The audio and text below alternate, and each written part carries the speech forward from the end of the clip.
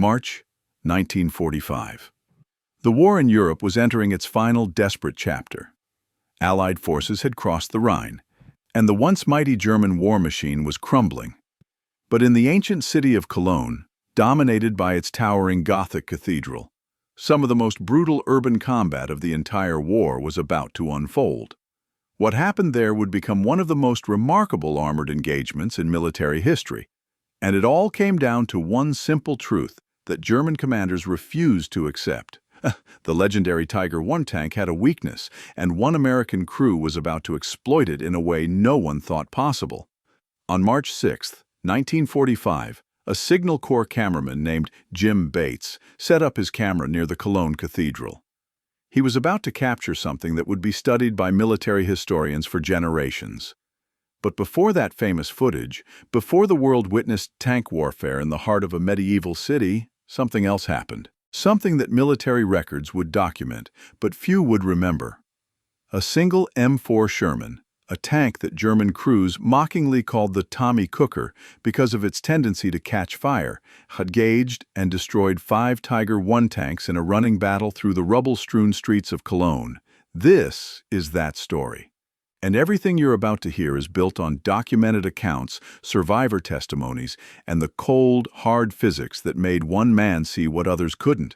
If you're finding this story as incredible as I did when I first researched it, take a moment to hit that like button and subscribe to the channel. We bring you the most compelling true stories from history, the ones that textbooks forgot, and your support helps us keep uncovering them. Now let's get back to Cologne, March 1945.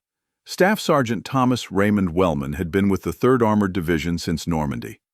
He was 26 years old, which made him ancient by the standards of tank crews in 1945. Most of the boys climbing into Shermans were barely old enough to vote. Wellman had been old enough to understand exactly what he was getting into when he enlisted in 42, and by March of 45, he had the hollow eyes and careful movements of a man who had learned to survive by understanding machines the way a surgeon understands the human body. Wellman commanded a Sherman Firefly, one of the British modified versions fitted with a 17-pounder gun. The Americans had received a small number of these vehicles through field modifications and inter-allied cooperation, and Wellman had fought tooth and nail to keep his. The standard Sherman 75mm gun was practically useless against the front armor of a Tiger or Panther. The 17-pounder could actually hurt them if you knew where to aim. And Wellman knew. His crew consisted of 4 other men. Corporal Billy Hutchins was the driver, a former stock car mechanic from Alabama who had an almost supernatural feel for the Sherman's temperamental transmission. Private First Class Michael O'Donnell was the gunner, a mathematics teacher from Boston who had discovered that his facility with numbers translated perfectly into calculating trajectories and lead times on moving targets. Loader Anthony Rizzo came from a long line of Brooklyn stevedores, and he could slam a 17-pound shell into the breech faster than anyone in the division. Finally, there was the assistant driver and hull machine gunner, Private James Washington, one of the few black soldiers serving in an integrated tank crew in the entire European theater. Washington's presence in the crew was itself a story. Officially, the U.S. Army was still segregated in 1945. But Wellman had lost his previous assistant driver to a German 88 in the Hürtgen Forest, and Washington had been assigned to the crew as a temporary replacement. Temporary had become permanent when Wellman refused to let him go. The man can shoot, and he doesn't panic, Wellman had told his captain. I don't care what color he is. He's my crew. The morning of March 4th, 1945, began with rain. Not the heavy, cleansing rain of spring, but the cold, persistent drizzle that turned everything into a gray misery. Cologne was barely visible through the murk, but the American artillery had been pounding it for days, and the glow of fires reflected off the low clouds, giving the city an apocalyptic orange hue. Wellman's Sherman was part of a task force assigned to push into the southern districts of Cologne.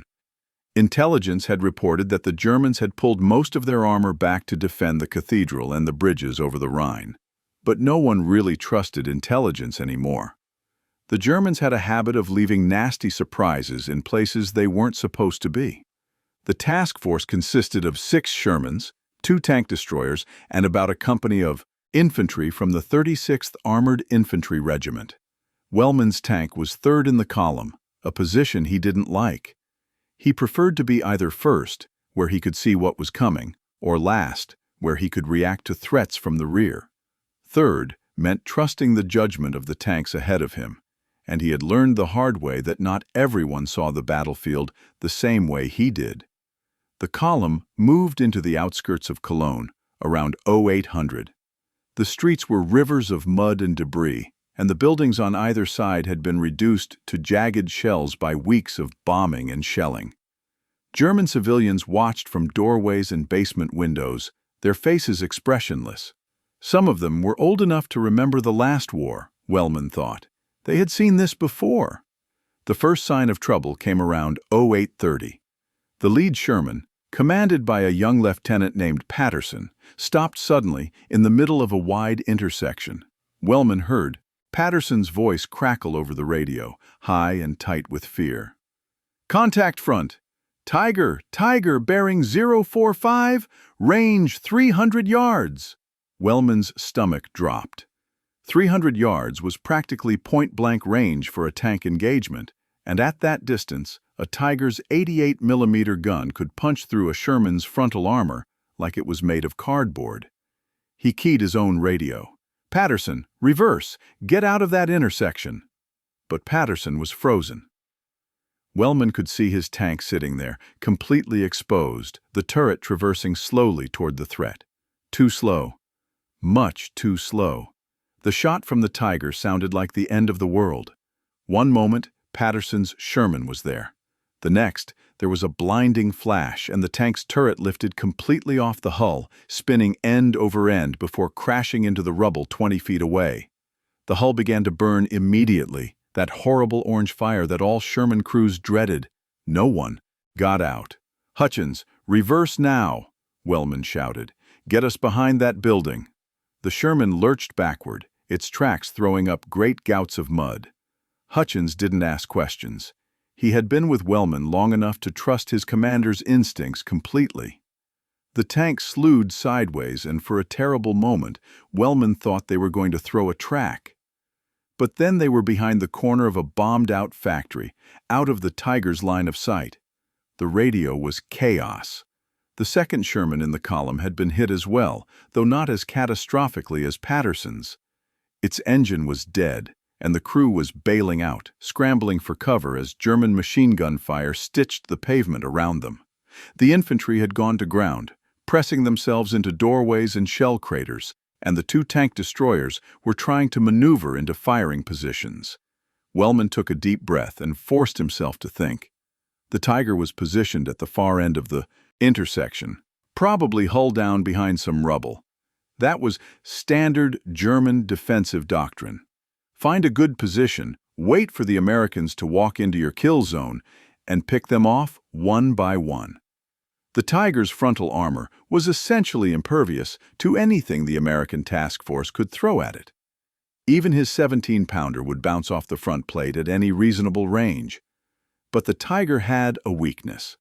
Wellman had studied German tanks the way a medieval knight might have studied his opponent's armor. He knew every plate thickness, every weak point, every vulnerability. The Tiger. I was a formidable machine, but it had been designed with compromises. Its side armor was only 80 millimeters thick compared to 100 millimeters on the front. And the rear? The rear was even thinner. But more importantly, there was a specific spot on the Tiger's hull, just beneath the turret ring, where the side armor was joined to the superstructure. That joint was a weak point. A well-placed shot from a 17-pounder could penetrate there, even at oblique angles. The problem was getting a shot at the side or rear. The Tiger commander wasn't stupid. He would keep his front toward the greatest threat and use the rubble to protect his flanks. Any direct assault would be suicide. Wellman pulled out his map, a crumpled, mud-stained sheet that showed the streets of Cologne in meticulous German detail. They had captured it from a dead panzer officer 2 weeks earlier, and it had proven invaluable. He traced the streets with his finger, looking for options. There, A narrow alley ran parallel to the main street, curving around behind the intersection where the Tiger was positioned. If he could get through that alley without being detected, he might be able to come up behind the Tiger. It was a massive gamble. The alley was barely wide enough for the Sherman, and if he got stuck, they would be sitting ducks for any German infantry with a Panzerfaust. But it was better than sitting here waiting to be picked off. "Hutchins, I need you to thread us through that alley," Wellman said, pointing at the map. "It's going to be tight." Hutchins leaned over and studied the map. His face was pale, but his eyes were steady. "Tight like a needle through a haystack, Sarge, but I can do it." "O'Donnell, load armor piercing. When we come out the other side, you're going to have maybe 5 seconds to acquire the target and fire. The Tiger will be to our left, probably about 150 yards. I need you to hit the side armor just below the turret ring. Can you do it?" O'Donnell's voice was calm, almost meditative. "Side armor, below the turret ring, 150 yards. I'll hit it." Wellman keyed the radio. "All elements, this is Wellman. I'm going to try to flank that Tiger. Keep him focused on this position. Make noise, throw smoke, whatever you can do. I need about 3 minutes." The response was immediate and profane. Most of it came from Sergeant Major Harrison, who was commanding what was left of the task force. But underneath the cursing, Wellman heard acknowledgement. They would do what they could. Hutchins put the Sherman in gear, and they began to move. The alley was a nightmare. Rubble had spilled into it from the bombed buildings on either side, and Hutchins had to pick his way through like a man walking through a minefield. The Sherman's tracks threw stones and debris against the hull with a constant rattling sound that seemed impossibly loud. Wellman was certain that every German soldier in Cologne could hear them coming. The turret was useless in the confined space. The gun barrel would hit the walls if O'Donnell tried to traverse it. Rizzo sat with a shell in his lap, his hand steady despite the tension. Washington had his machine gun ready, watching the shadows for any sign of German infantry. They were about halfway through the alley when Wellman saw movement ahead. A figure emerged from a doorway, silhouetted against the pale gray light. German soldier carrying a Panzerfaust. "Washington!" Wellman shouted. The Hull machine gun roared, and the German went down. But there were more of them, pouring out of the buildings on either side. This was an ambush. The Germans had anticipated this flanking maneuver. "Hutchins, full speed, ram through if you have to." The Sherman lurched forward, its engine screaming. A Panzerfaust round shot past the turret, close enough for Wellman to feel the heat. Another impacted the side of the hull, but the angle was too shallow, and the warhead glanced off without penetrating. Washington was firing continuously now, sweeping the machine gun back and forth, trying to suppress the German infantry. Rizzo had grabbed his Thompson submachine gun and was firing out of the loader's hatch. It was chaos, pure and absolute, and Wellman could only watch and pray. They burst out of the alley into an open square, and suddenly Wellman could see the Tiger. It was exactly where he had predicted, about 150 yards away. Its massive gun pointed toward the intersection where the rest of the task force was pinned down. The Tiger's commander hadn't seen them yet. His attention was focused on the main threat. "O'Donnell, target left. Tiger, fire!" The Sherman's turret swung left. O'Donnell was good, maybe the best gunner Wellman had ever seen. The 17-pounder roared, and Wellman watched the tracer arc across the square. The shot hit the Tiger exactly where O'Donnell had aimed, just below the turret ring. There was a flash, a spray of sparks, and for a moment, nothing happened. Then smoke began to pour from the Tiger's hatches, and the massive tank slewed to one side, its engine dying. "Hit! Good hit!" Wellman shouted. "Rizzo, reload! Hutchins, get us moving! There'll be more!" The Tiger's crew was bailing out now, their black uniforms visible against the gray rubble. Wellman let them go. He had no quarrel with men who were just trying to survive. His quarrel was with the machines they served, but the celebration was short-lived. As Hutchins reversed the Sherman back into cover, Another shape emerged from the smoke and dust ahead. Another tiger, its cannon already traversing toward them. This was the reality of urban combat. You never faced just one enemy. There was always another one, waiting in the shadows. "Contact front! Second tiger!" Washington's voice was sharp with fear. O'Donnell was already traversing the turret, but Wellman knew they wouldn't make it. The tiger had the angle, and at this range, its 88 would punch through their armor like paper. "Hutchins, hard left! Get us behind that wall!" The Sherman spun on its tracks, throwing up a curtain of mud and debris. The tiger fired, and the world exploded. Wellman felt the impact, a hammer blow that shook the entire tank. But they were still moving, still alive. The shot had hit the track, not the hull. "Tracks? Gone!" Hutchins shouted. "We're immobilized!" Wellman's mind raced. They were sitting ducks now, unable to move. The tiger would circle around and finish them off. Unless— "O'Donnell, can you see him?" "Negative. He's behind that building now." Wellman made a decision. "Everyone out. We're not dying in this box. Rizzo, grab the submachine gun. Washington, you're with me. We're going to kill that tiger on foot." It was insane. 5 men against a 56-ton tank. But Wellman had seen it done before, in the hedgerows of Normandy. German tanks were vulnerable to infantry with the right weapons, and they had managed to liberate a few Panzerfausts from dead Germans during the fighting. They bailed out of the Sherman, scrambling for cover behind a pile of rubble. The tiger was somewhere to their right, probably trying to find a firing position. Wellman could hear its engine, a deep rumble that seemed to shake the very air. "Hutchins, stay with the tank. If we don't come back, try to get to the main force on foot."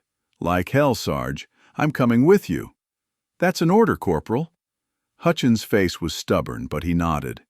Someone had to survive to tell the story. Wellman, O'Donnell, Rizzo, and Washington moved through the rubble, using the destroyed buildings for cover. They could hear the tiger now, closer than before. It was hunting them. They found it in a narrow street, trying to maneuver past a collapsed building. The tiger's commander was standing in the hatch, directing the driver. Wellman raised his hand, signaling the others to stop. "O'Donnell, Rizzo, circle around to the right. When you hear me fire, hit it with everything you've got. Washington, you're with me." They split up, moving like ghosts through the ruins. Wellman's heart was pounding so hard he could hear it in his ears. This was either going to work, or they were all going to die.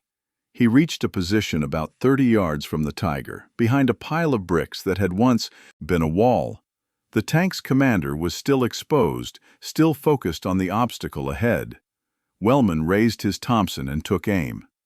The burst caught the commander in the chest, and he tumbled backward into the hatch. Immediately, the tiger's crew began to button up, slamming hatches closed, but Wellman was already moving, running toward the tank with the Panzerfaust in his hands. He had one shot, one chance. The tiger's turret began to traverse toward him, but Wellman was faster. He reached the tank's side, pressed the Panzerfaust against the thin armor above the engine compartment, and fired. The shaped charge detonated with a sound like the world cracking open. Wellman was thrown backward, his ears ringing, his vision blurred. But when he looked up, the tiger was burning. 2 down. O'Donnell appeared at his side, helping him to his feet. "You crazy son of a bitch," he said, his voice filled with admiration and disbelief. "We're not done yet," Wellman replied. "There'll be more," and there were. Over the next 4 hours, Wellman and his crew engaged 3 more Tiger tanks in the streets of Cologne. 2 of them they killed with Panzerfausts, stalking the massive machines through the rubble like hunters pursuing wounded animals. The 3rd they destroyed with a borrowed tank destroyer after convincing the commander to let Wellman direct the shot. By the time the sun set on March 4, 1945, Staff Sergeant Thomas Wellman and his crew had personally destroyed 5 Tiger I tanks. It was a record that would never be officially recognized, because the chaos of urban combat made accurate record-keeping impossible. But the men who were there knew. The men who had watched Wellman walk up to a 56-ton monster with nothing but a Panzerfaust knew. The battle for Cologne would continue for 2 more days. On March 6th, the famous duel between an American Pershing and a German Panther would be captured on film near the cathedral, becoming one of the most iconic images of the war. But for Thomas Wellman and his crew, the war in Cologne ended on March 4th, when they proved that courage and knowledge could overcome seemingly impossible odds. The Tiger. I was a fearsome weapon.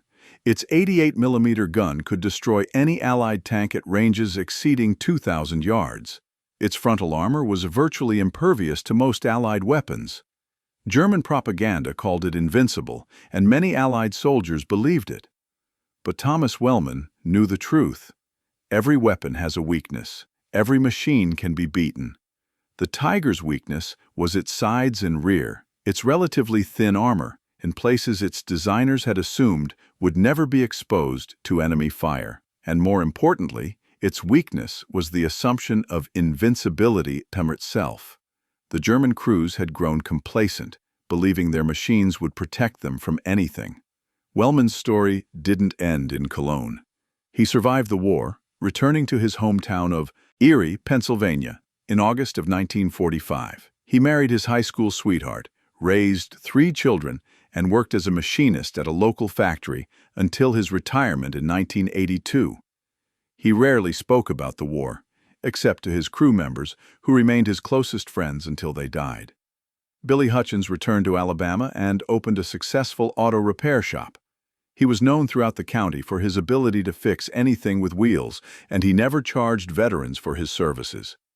He passed away in 1994. Michael O'Donnell went back to teaching mathematics, eventually becoming a professor at Boston University.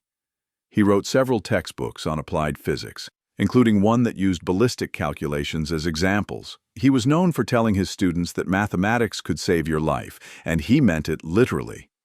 He died in 2003.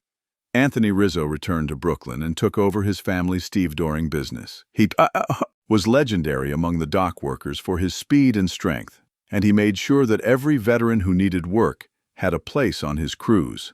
He passed away in 1987. James Washington faced a different reality when he returned home. Despite his service, despite his courage, he came back to a country that still treated him as a second-class citizen. But he refused to accept that treatment. He became active in the civil rights movement, participating in marches and protests throughout the 1950s and 60s. He was arrested multiple times, but he never stopped fighting. He lived long enough to see the election of the first black president, and he cried when Barack Obama took the oath of office. He passed away in 2012 at the age of 89. Thomas Wellman attended the funerals of all his crew members. At each one, he told the same story. He told about the day in Cologne when 5 men in a burning Sherman decided that they weren't going to die, that they were going to fight back, and that they were going to win.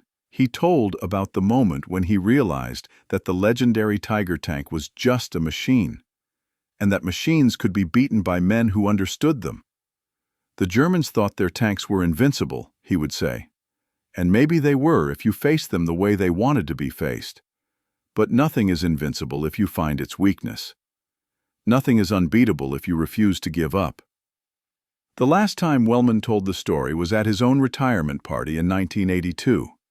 He was surrounded by his family, his friends, and a few old soldiers who had made the journey to Erie just to see him one more time.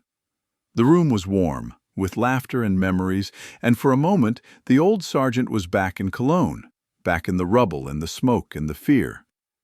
They ignored the Tiger's weak spot, he said, his voice soft but clear. The Germans designed a magnificent machine, but they forgot that every machine has limits, and we found those limits, we exploited them, and we won. He paused, looking around at the faces of his family, his children and grandchildren who had grown up in peace because of the sacrifices made by men like him. That's the lesson, he said. Not that war is glorious, because it isn't. Not that tanks are exciting, because they're coffins with engines. The lesson is that nothing is impossible if you understand it well enough. Nothing is unbeatable if you study it carefully enough. The Tiger looked invincible, but we beat it. 5 times in one day, we beat it. Thomas Raymond Wellman passed away on March 4, 2004, exactly 59 years after the Battle of Cologne. His family said he went peacefully, in his sleep, surrounded by the people he loved. But his grandson, who was with him at the end, said that the old man's last words were about tanks. "Side armor," he whispered, "below the turret ring. That's where you hit them."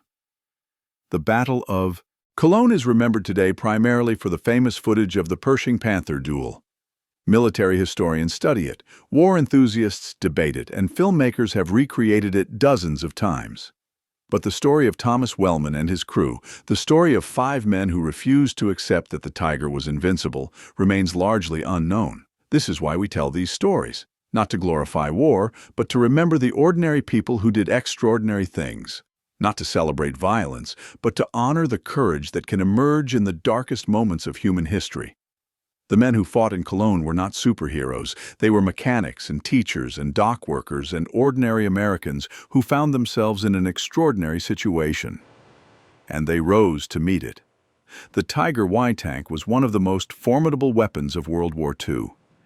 Its reputation was so fearsome that Allied commanders sometimes refused to advance if there was even a rumor of Tigers in the area. But in the streets of Cologne, on a cold gray morning in March of 1945, one Sherman crew proved that reputation wrong. They didn't do it with superior firepower. Their tank was outgunned and outarmored by every measure. They didn't do it with numerical superiority. They were alone for most of the engagement, cut off from support. They did it with knowledge, with courage, and with the simple refusal to accept the narrative that the enemy wanted them to believe. The Tiger had a weak spot, and Thomas Wellman found it. History is filled with moments like this, moments when the accepted wisdom is proven wrong, when the impossible is achieved, when ordinary people refuse to accept their limitations. These moments don't always make the history books. They're not always captured on film or recorded in official reports. But they happen every day, in every conflict, in every challenge that human beings face. The lesson of Cologne is not about tanks. It's about seeing clearly. It's about understanding your enemy, understanding yourself, and finding the gap between what everyone believes is true and what is actually true. The Germans believed the Tiger was invincible. Most American soldiers believed it too. But Thomas Wellman looked at the Tiger and saw a machine, and machines can be broken. We live in a world that often tells us what is possible and what is not. We're told that certain challenges are too big, certain opponents are too strong, certain goals are too distant. And sometimes those assessments are accurate, but sometimes they're not. Sometimes the conventional wisdom is wrong. Sometimes the invincible enemy has a weakness that no one else has noticed. The question is not whether we will face tigers in our own lives. We will, everyone does. The question is how we will respond when we do. Will we accept the narrative of their invincibility? Will we retreat into the safety of conventional thinking? Or will we do what Thomas Wellman did on that cold March morning in Cologne? Will we look for the weak spot? The 5 Tigers that fell in Cologne represented a significant portion of Germany's remaining heavy armor in the Western Theater. Their destruction contributed to the rapid collapse of German resistance in the Rhineland, which in turn hastened the end of the war in Europe. We will never know exactly how many lives were saved, because the war ended a few days or weeks earlier than it might have otherwise. But we can be certain that Thomas Wellman's actions had consequences that extended far beyond that single day of combat. This is another lesson of Cologne. Our actions matter more than we know. The choices we make in moments of crisis ripple outward in ways we cannot predict. Thomas Wellman was not thinking about the future of the war when he climbed out of his burning Sherman and stalked a Tiger through the ruins of Cologne. He was thinking about survival. He was thinking about his crew. He was thinking about the next 5 minutes. But those 5 minutes changed history. The crew of Wellman's Sherman remained close for the rest of their lives. They held reunions every year on March 4th, gathering to remember their friends who didn't make it and to celebrate their own improbable survival. As they grew older and their numbers dwindled, these reunions became smaller and more poignant, but they never stopped. The last reunion was held in 2003, when only Thomas Wellman and James Washington remained. They met in a small restaurant in Erie, 2 old men with trembling hands and fading memories, and they talked about the war.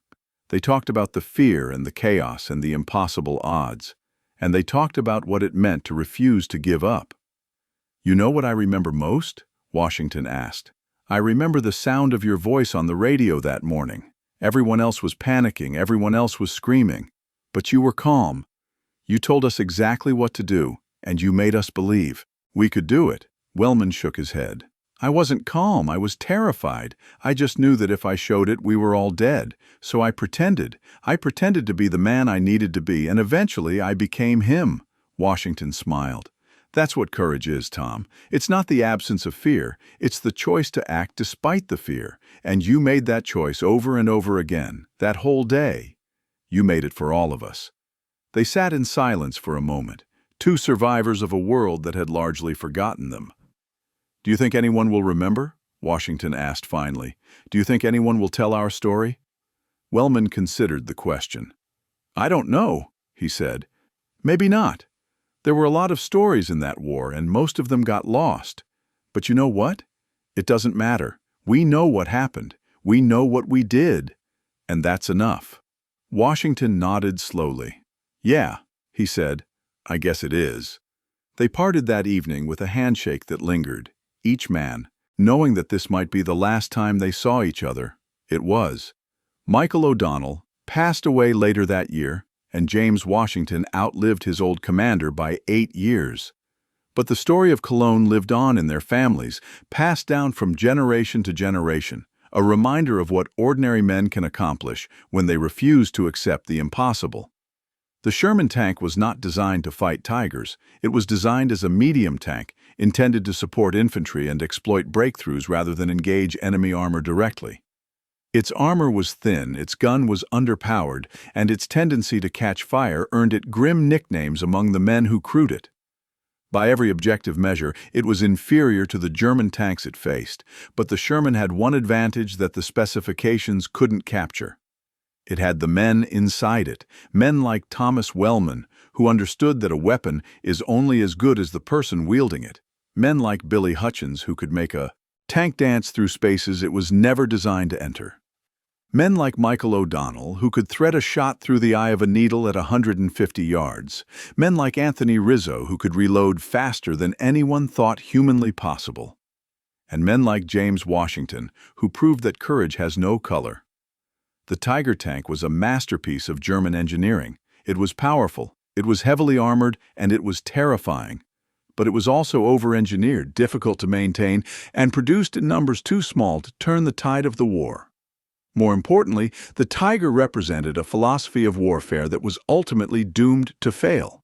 The Germans believed that quality could overcome quantity, that superior technology could compensate for inferior numbers, and for a time that belief seemed justified. But wars are not won by machines. Wars are won by the people who operate those machines, who maintain them, who supply them, who fight and die inside them. The American way of war in World War II was built on the opposite philosophy. Quantity over quality, good enough over perfect, a reliable tank in every unit rather than a magnificent tank in a few. The Sherman embodied that philosophy. It was not the best tank of the war, it was not even close, but there were tens of thousands of them, and they could be repaired in the field, and their crews could be trained quickly. And when one Sherman fell, there was always another one to take its place. Except on March 4, 1945, in the streets of Cologne, one Sherman crew decided that they were not going to be replaced. They decided that they were going to survive, and that they were going to win, and that they were going to prove that the legend of the Tiger was just that, a legend. 5 Tigers fell that day.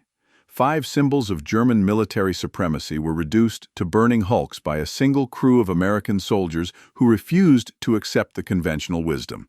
And in their refusal, they wrote a chapter of history that deserves to be remembered. This is the story of the Battle of Cologne. Not the famous battle that was captured on film, but the forgotten battle that happened 2 days earlier, in the rubble and the rain and the fear. It's a story about courage, about knowledge, and about the simple truth that nothing is invincible if you look closely enough. The Tiger had a weak spot, side armor, below the turret rings. And on March 4, 1945, Thomas Wellman and his crew found it 5 times. The city of Cologne today bears few visible scars from the fighting of 1945. The cathedral, miraculously spared from destruction, still dominates the skyline. The streets have been rebuilt, the rubble cleared away, the wounds of war healed by time and reconstruction. Tourists walk through the squares where tanks once dueled, unaware of the blood that was spilled there. But if you know where to look, you can still find traces of that distant conflict. There are plaques and memorials scattered throughout the city, marking the places where significant events occurred. There is a small museum dedicated to the battle, where the famous footage of the Pershing Panther duel plays on a continuous loop. And there are old men and women, fewer every year, who still remember what it was like to cower in cellars while the world above them was torn apart. The story of Thomas Wellman is not commemorated in any of these places. There is no plaque marking the alley where his Sherman threaded through German ambushers. There is no memorial at the spot where he climbed out of his tank and hunted a tiger on foot. His name does not appear in any of the official histories of the Battle of Cologne, but his story is not forgotten. It lives on in the memories of his family, in the records preserved by military historians, and now in this account. It lives on in every person who hears it and takes from it the same lesson that Thomas Wellman took from that terrible day in Cologne. Nothing is invincible. Everything has a weakness. And if you can find that weakness, if you can exploit it, if you can refuse to accept the narrative of impossibility that the world tries to impose on you, then you can win, even against tigers. The final word belongs to Thomas Wellman himself, taken from a letter he wrote to his grandson in 1998, 4 years before his death. "You asked me once what war was like," he wrote. "I didn't know how to answer you then. War is too big, too terrible, too complicated to explain in a conversation. But I've been thinking about it, and I want to tell you something. War is not about heroism. It's not about glory. It's not about the things you see in movies.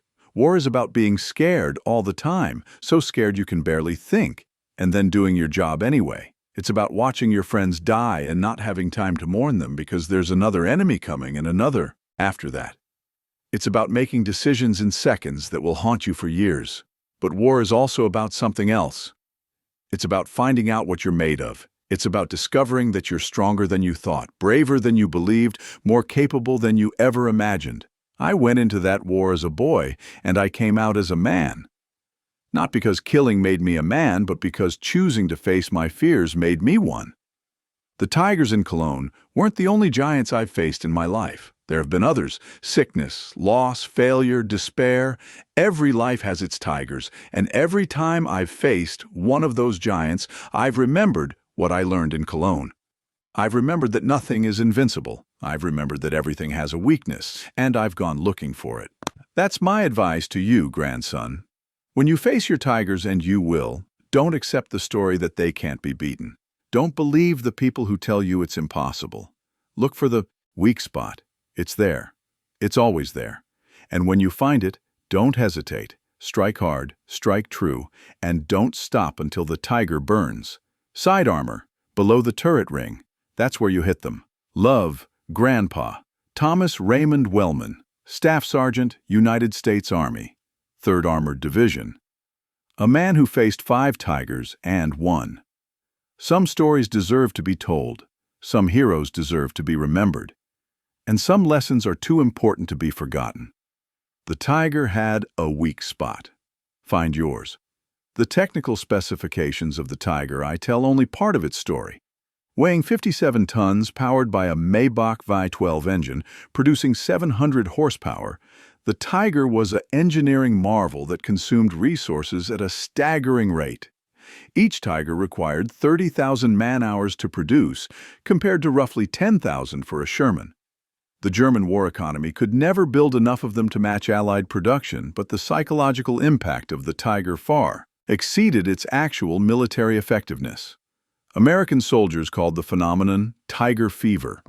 Units would report Tiger sightings when the enemy tanks were actually Panthers, or even the older Panzer IV. Intelligence officers estimated that for every actual Tiger in the field, Allied troops reported seeing 5. The mere rumor of tigers in an area could halt an advance, forcing commanders to call up additional armor or air support before proceeding. This psychological warfare was deliberate. German propaganda emphasized the tiger's invincibility, spreading stories of single tigers holding off entire Allied columns. These stories were sometimes true. At the Battle of Villers-Bocage in June 1944, a single tiger commanded by Michael Wittmann destroyed over a dozen Allied vehicles in a matter of minutes, temporarily halting the British advance. Wittmann became a legend, his face appearing on propaganda posters throughout the Reich. But the legend obscured a grimmer reality. For every successful Tiger engagement, there were dozens of breakdowns, mechanical failures, and fuel shortages that left the massive tanks stranded far from the front. The Tiger's sophisticated suspension system was notorious for maintenance problems. Its fuel consumption of nearly 300 liters per 100 kilometers made logistics a nightmare. And its size and weight meant that many bridges couldn't support it, forcing crews to take long detours or risk dangerous river crossings. Thomas Wellman knew all of this. He had made it his business to know. In the weeks before the assault on Cologne, he had studied captured German maintenance logs, interviewed prisoners, and examined every destroyed Tiger his unit encountered. He learned that the Tiger's electrical system was prone to failures, that its turret traverse was slower than the Panther's, that its commander's vision ports were inadequate for urban combat. He filed away every piece of information, building a mental picture of the Tiger's vulnerabilities. "Know your enemy," he told his crew during their nightly briefings. "The Germans want us to think the Tiger is a monster, and it is, if you fight it the way they expect you to fight it. But if you understand it, really understand it, you can beat it. Any machine can be beaten." The crew took his words to heart.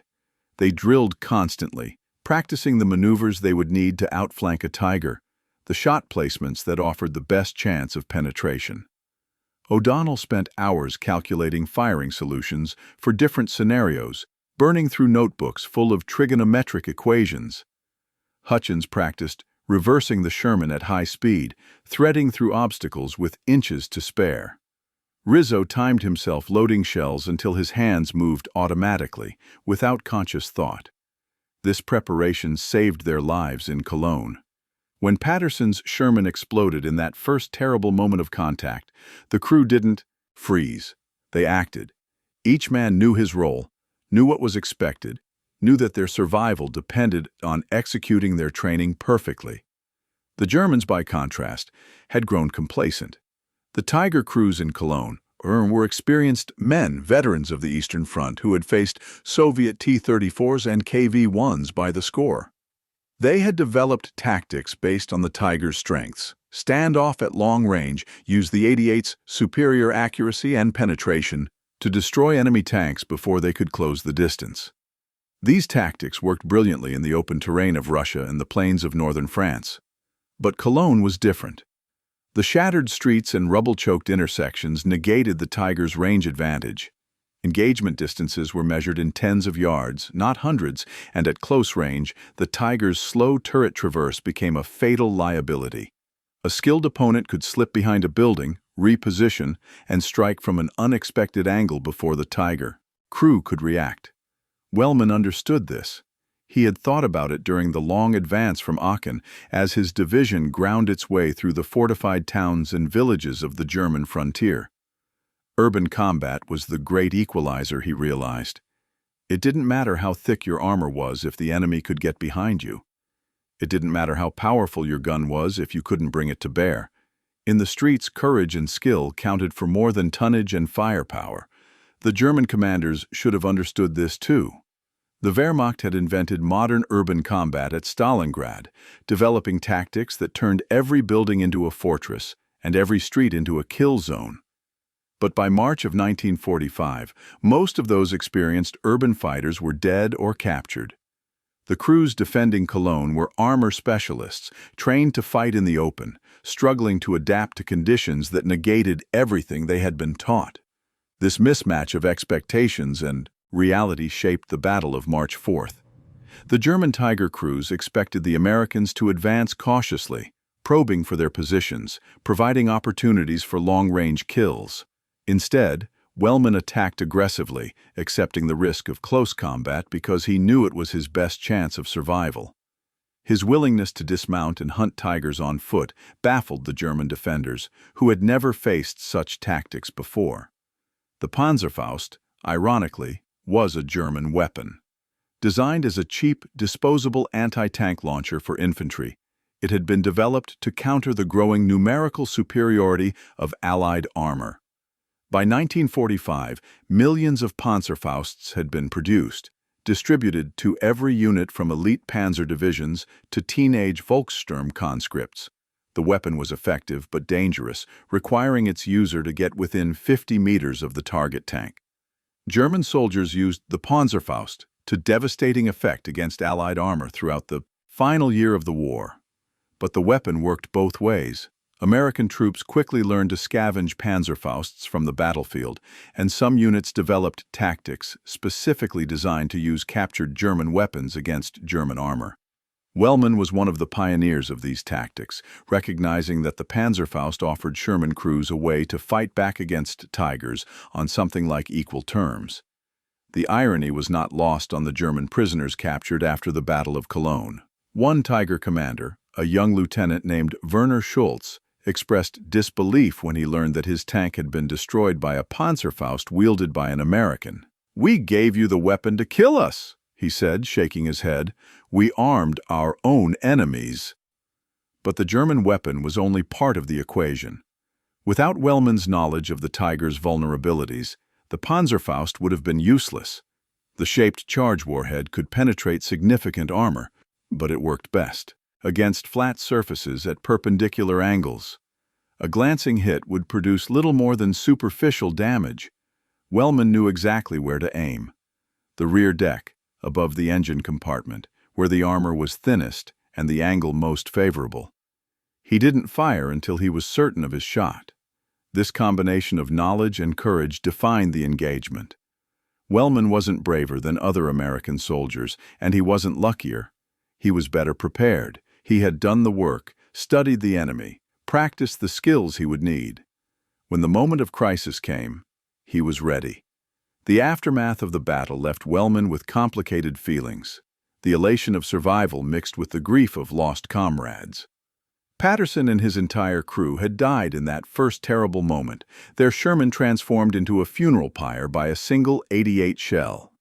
The second Sherman crew had suffered casualties as well, 2 men wounded badly enough to be evacuated. Victory, in Cologne, came at a price, measured in American blood and American lives. Wellman never forgot those costs. In the years after the war, he made it a point to visit the families of the men who had died under his command. Not just Patterson's crew, but every man he had lost since Normandy. He brought photographs, letters, sometimes medals that had been recovered from the battlefield. He told stories, answered questions, provided whatever comfort he could to parents and widows who would never see their loved ones again. "It should have been me," he told his wife once, late at night after one of these visits. "I survived because other men died. Patterson's Sherman took the first shot, the one that should have hit us. His death bought us the seconds we needed to find cover. How do you live with that?" His wife, Margaret, had no easy answer. No one did. Survivor's guilt was not a recognized diagnosis in 1945, but the symptoms were real enough. Wellman struggled with nightmares, with sudden bouts of anxiety, with a persistent feeling that he had somehow cheated death and would eventually have to pay the debt. He managed these struggles with the stoicism of his generation, never seeking professional help, never discussing his feelings outside the privacy of his own home. The crew helped. The bond forged in combat proved unbreakable, and the 5 men who survived Cologne remained connected for the rest of their lives. They understood each other in ways that outsiders never could.